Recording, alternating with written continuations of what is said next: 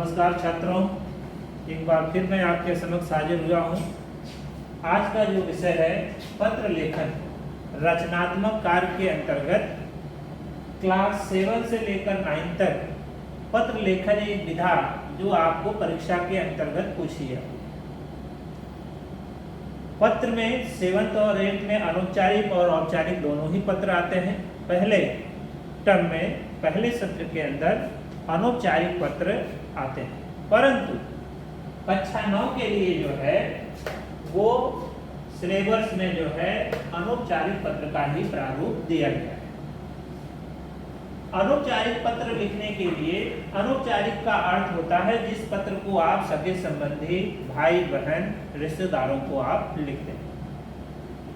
पिछले सत्र में या कल में आपने पत्रों के बारे में विस्तार से पढ़ा होगा, उसी का यह पुनरावृत्ति है। पहला है लिखते समय पत्र में पत्र लिखने वाले का पता। आप सबसे ऊपर पत्र लिखने वाले का पता आप लिखेंगे। अगर हम पता ना भी लिखें, अगर हम परीक्षा में लिख रहे हैं तो यहाँ लिख दें जैसे परीक्षा भवन, फिर आप यहाँ लिख सकते हैं झनोर, भरूच और गुजरात। इसको संक्षिप्त में आप लिख सकते हैं और इसकी जगह आप अपने घर का पता भी लिख सकते हैं।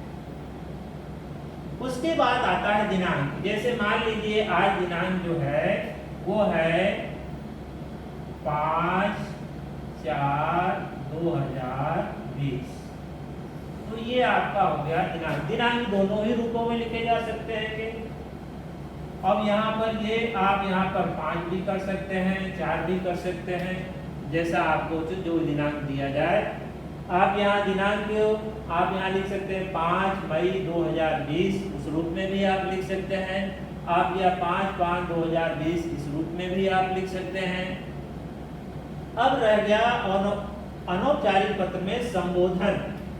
जैसे आपको उदाहरण के रूप में दिया गया है सत्संगति के लाभों पर छोटे भाई को पत्र।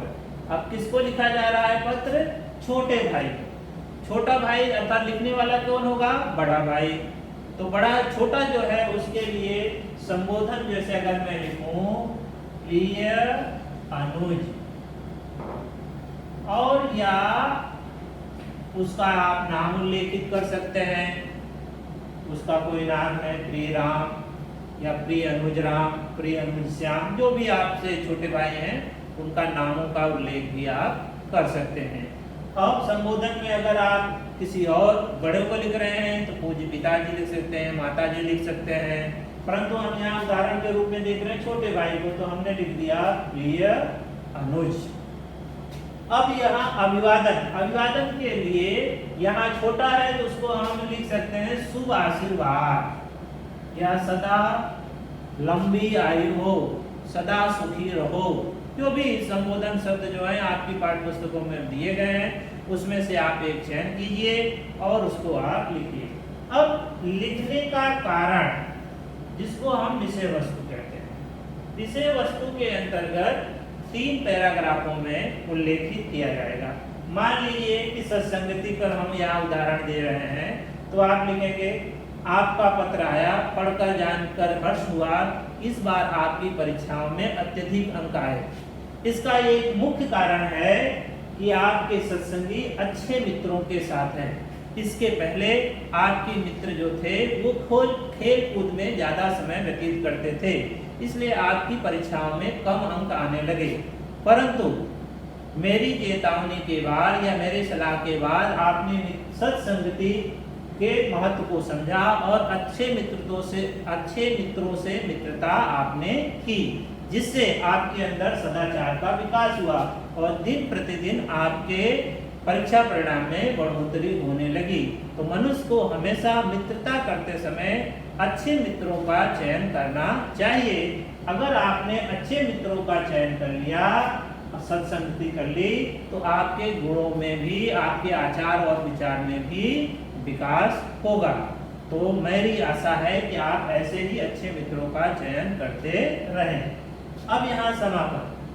अब यहाँ पत्र बड़ा भाई लिख रहा है, अनुज को लिख रहा है कि मेरी तरफ से माता पिता को प्रणाम कहना और छोटे भाई को आशीर्वाद देना। अब यहाँ पर पत्र पाने वाले का संबंध, अब कौन लिख रहा है पत्र?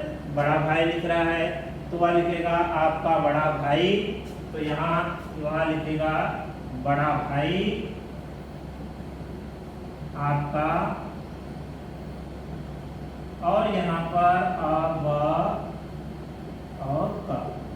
इस तरह संक्षिप्त और सरल रूप से आप मित्रों अनौपचारिक पत्रों को आप लिख सकते हैं।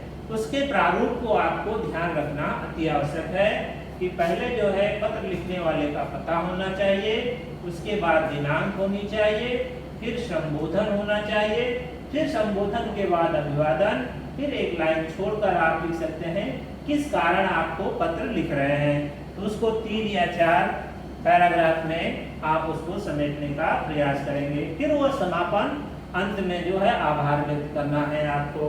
फिर पत्र लिखने वाले का संबंध जो लिख रहा है, जैसे पिताजी लिख रहे हैं तो भाई लिख रहा है, तो जो भी लिख रहा है वो आपका बड़ा भाई, आपके पिताजी माताजी जो भी है उसका लिए, फिर वहां पर आपके गाने का नाम अब। इस प्रकार आप अनौपचारिक पत्रों को उदाहरण सहित पढ़ेंगे और पाठ्य पुस्तकों में देखेंगे और अभ्यास करेंगे, तो अनौपचारिक पत्रों को लिखते समय किसी प्रकार की गलतियां नहीं होंगी। धन्यवाद मित्रों।